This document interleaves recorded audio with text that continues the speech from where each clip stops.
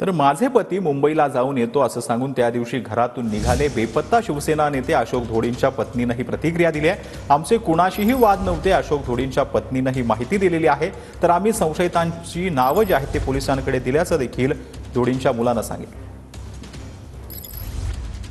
ती कोण आहे तर त्यांच्यासोबत काय व्यवहार होता त्यांचा व्यवहार म्हणजे असं ते होतं थोडं थोडं भांडणं वगैरे घरातून तोच व्यक्ती आहे ते पोलिसांना माहीत आहे। आता तू काय सांगशील पप्पाचं कधी बोलणं झालं होतं, पप्पाने तुला काय बोलले होते का या संदर्भात? काल अपहरणाचा सुद्धा गुन्हा दाखल झालेला आहे, या संदर्भात एसपी सोबत सुद्धा तुला काय बोलणं?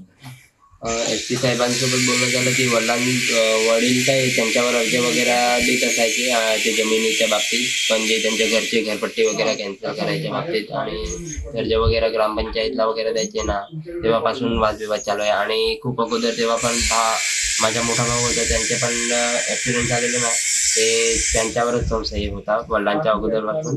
आणि दुसरी गोष्ट की एक वेळा वडिलांवर 2 वेळा त्याने हल्ला पण केला वडिलांवर। तुला नेमका संशय काय येतो?